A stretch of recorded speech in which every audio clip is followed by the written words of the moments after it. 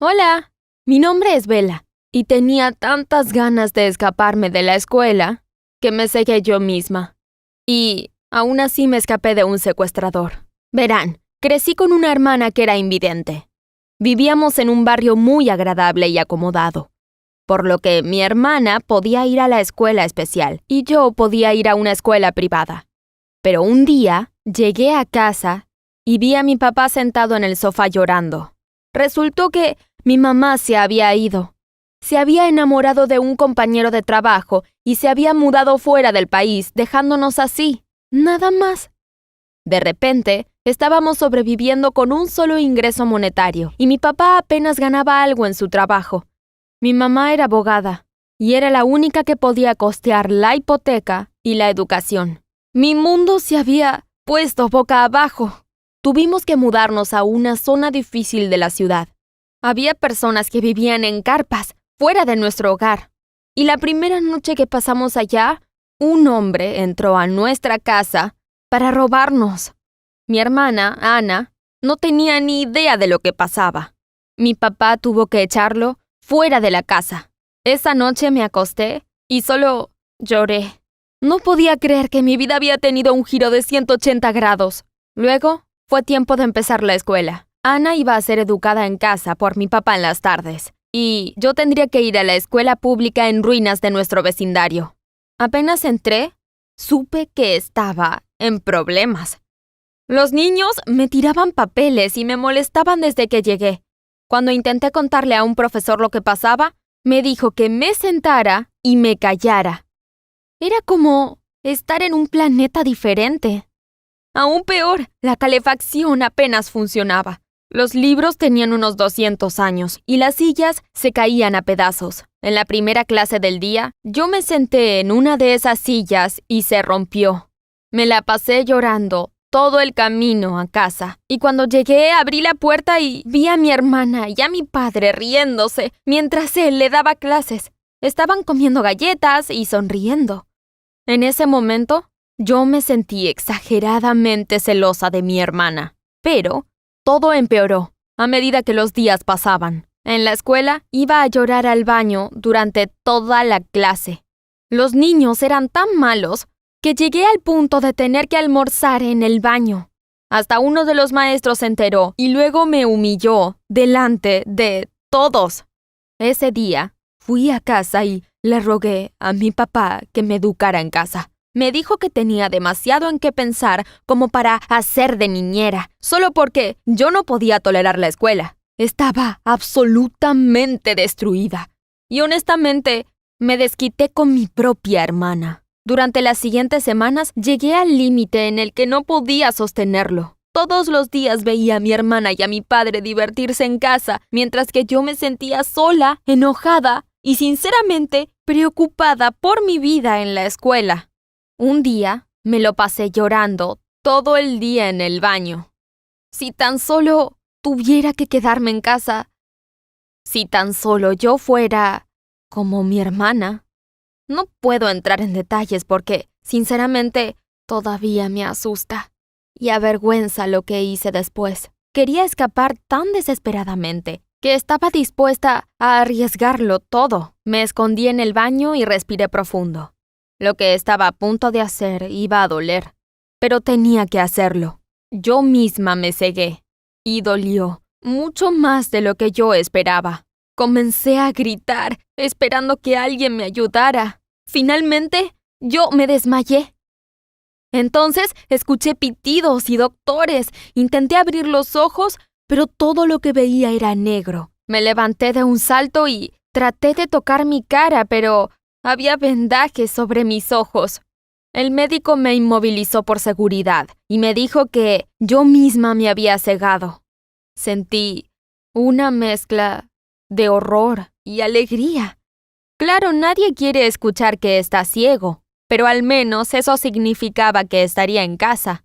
Al menos eso significaba que no tenía que ir a la escuela. Eso me haría feliz, ¿verdad? Bueno, no. Mi papá estaba furioso conmigo y mi hermana se puso en mi contra.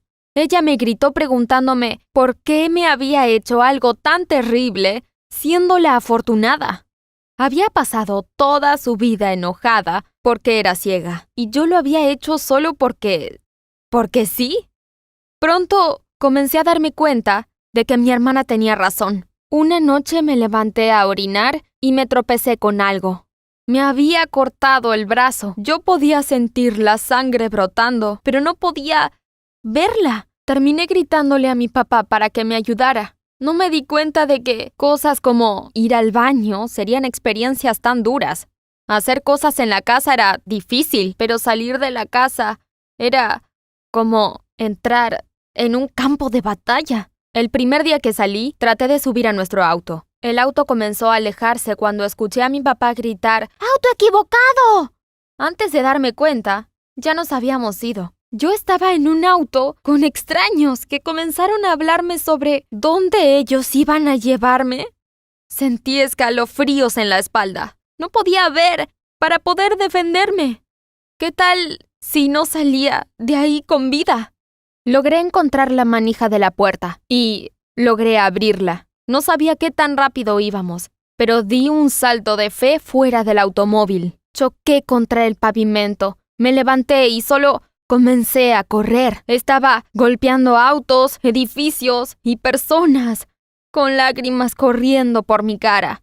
Me sentí tan vulnerable y aterrorizada. Finalmente mi papá me encontró. Pasé el resto del día en la cama, llorando. No podía creer que me hubiera hecho esto a mí misma. Durante las siguientes semanas, Ana comenzó a enseñarme braille y ubicación espacial. Me di cuenta de que todavía estaba enojada conmigo, pero ella era tan amable como podía ser dada la situación. Una noche, ambas nos acostamos para dormir. Escuché que se abría una ventana y mi adrenalina inmediatamente se disparó. Me levanté de la cama, desesperada por encontrar algo para defenderme, pero no pude encontrar nada. Estaba deambulando por la habitación. Era un blanco fácil. Sentí que alguien me agarró del brazo e intenté gritar, pero una mano me cubrió la boca. Me sacudí para librarme de ellos y fue cuando Ana me susurró al oído: «Soy yo, cállate». Me arrastró con ella y me di cuenta de que estábamos en el armario. No entendí cómo nos había llevado allí tan rápido.